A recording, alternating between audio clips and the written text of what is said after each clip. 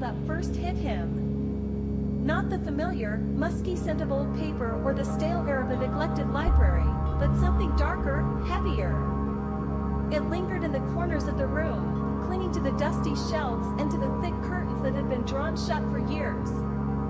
The unmistakable smell of something ancient, something that had been sealed away, hidden from the world for far too long. And it called to him. Detective Eli Thompson had never believed in the supernatural. He had always considered himself a man of logic, someone who solved mysteries through reason and evidence.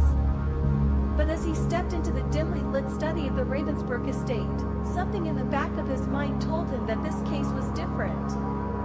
And the letter he had received 3 days ago, signed by someone claiming to be a descendant of the original owners, had done nothing but fuel his growing unease. The Ravensbrook estate was steeped in local legend, a place shrouded in mystery and whispers. Over the years, many had been drawn to the property, historians, curious visitors, even thrill seekers, but none had ever returned with any answers. The family had vanished almost a century ago, leaving behind only rumors and a series of strange occurrences that continued to plague the land. But there was something else. A curse, some said. A darkness that clung to the land and refused to let go. Eli had heard the rumors, of course. But he didn't buy into the local superstition. No, he was here to solve a case. A simple one, at least on the surface. The letter spoke of a missing artifact, an ancient family heirloom that had supposedly been lost in the house's labyrinthine corridors. But the more Eli investigated, the more the lines between reality and something far darker began to blur. As he ventured deeper into the house, Eli felt it. The weight of the walls around him, the way the floors seemed to groan under his feet, as if the house itself was alive and watching. He was no longer alone in these halls. There were eyes that had watched the Ravensbrook family and their guests for generations. The study was where the artifact had been last seen, the letter had said. But as Eli searched the room, he found nothing of interest. No sign of any treasure, no hidden compartments, no dusty old scrolls or trinkets. Just the eerie silence and the smell that had grown stronger. It was when he turned to leave that he saw it, a faded painting hanging crookedly on the wall. At first glance, it seemed like nothing more than a portrait of a long-dead ancestor. But upon closer inspection, something about it was wrong. The eyes of the figure in the painting seemed to follow him, as though alive. Eli felt a chill run down his spine. As he reached out to straighten the picture, a soft whisper filled the room. At first, he thought it was his imagination, but the voice grew louder, clearer, until it was unmistakable. The words were unintelligible, a strange language that sent a shiver through his bones. And then, as if in response, the temperature in the room dropped, and the walls seemed to close in. Eli stumbled backward, heart racing. He had heard of the Ravensbrook curse, of course. But this was something far worse. As the whispering grew louder, Eli's breath became shallow, his hands trembling as he gripped the edge of the desk for support. The room felt colder, as if a cold wind had swept through the walls, but no windows were open. The shadows in the corners of the room deepened, becoming almost tangible, stretching out like fingers, reaching for him. He shook his head, trying to clear the fog from his mind. It had to be the stress, the long hours, the weight of this bizarre case. He had to keep it together. But the whispering persisted, a disembodied voice that was both foreign and oddly familiar. He stepped back from the painting, his eyes locked on the figure in the frame. The more he stared at it, the more he felt as though the eyes were shifting, changing, moving, no longer just a painting, but something more, something alive. His heart pounded in his chest as he reached out and ripped the portrait from the wall, throwing it onto the floor with a crash.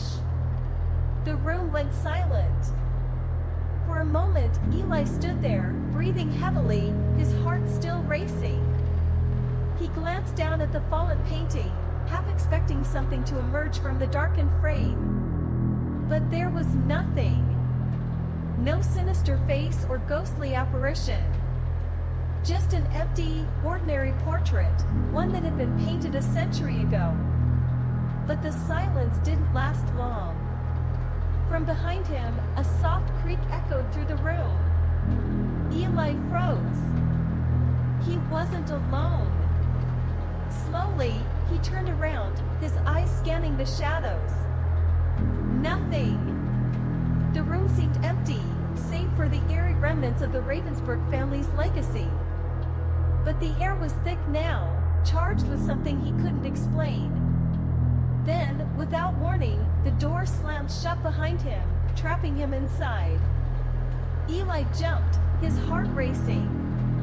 The chill in the room intensified, and the whispering began again, louder this time, more frantic. The sound seemed to be coming from everywhere, behind him, beneath the floorboards, even inside his own mind. And then he heard it, a low, guttural voice that seemed to rasp from deep within the earth itself. "You should have never come." Eli's breath caught in his throat. He spun around, but there was no one there. The whispering continued, now blending with the sound of distant footsteps, echoing down the long, dark corridors of the estate. The walls seemed to breathe, pulsating with an unnatural rhythm, and for a moment, Eli wondered if he had lost his mind entirely. But then he remembered the letter.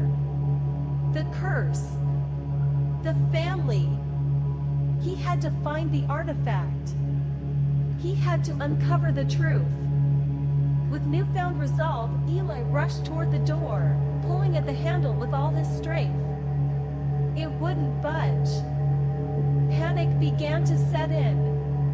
The whispers grew louder, more frantic, and now he could hear faint laughter, a soft, high-pitched giggle that echoed from somewhere deep within the house. Suddenly, the laughter stopped.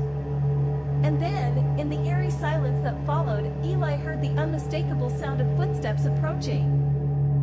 Slowly, cautiously, he turned toward the source of the sound. His pulse quickened as he saw a figure standing at the end of the hallway, barely visible in the dim light. The figure was tall, dressed in old-fashioned clothes that seemed out of place in the modern world. And then, the figure moved. Eli's heart skipped a beat as the figure began to glide toward him, its movements fluid, unnaturally smooth, like a shadow stretching across the floor. The closer it got, the colder the air became. Eli could feel the presence closing in, a suffocating pressure building in his chest. He turned and ran, his footsteps pounding against the wooden floor as he desperately tried to escape. But no matter how fast he ran, the figure was always there, always just behind him, moving faster than he could. With each passing moment, the temperature dropped, the darkness deepened, and the walls of the house seemed to close in tighter, suffocating him in its ancient grip.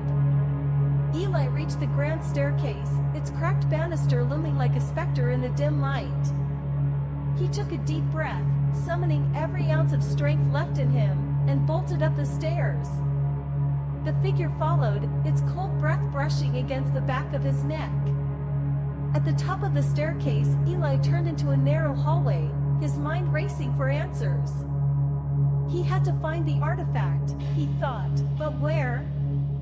Where could it be hidden? The walls seemed to close in even tighter, and the whispers now surrounded him, filling the air like a cacophony of voices from the past. And then, just as he thought he couldn't run any longer, he saw it. A door. At the end of the hall. He dashed toward it, his heart pounding in his ears, his legs burning with exhaustion. As he reached for the handle, a voice, this time not a whisper, but a scream, ripped through the silence. No! The door opened with a groan, revealing a dark, empty room. The air was thick with dust, and the walls were lined with shelves filled with old books and trinkets. But in the center of the room, illuminated by a single beam of moonlight, stood the artifact. A strange, ornate box. Eli stepped forward, his hand trembling as he reached out to touch it. The moment his fingers brushed against the cold surface, a surge of energy shot through him, and he was thrown back against the wall. The room spun around him, and he felt as though he were falling into an abyss.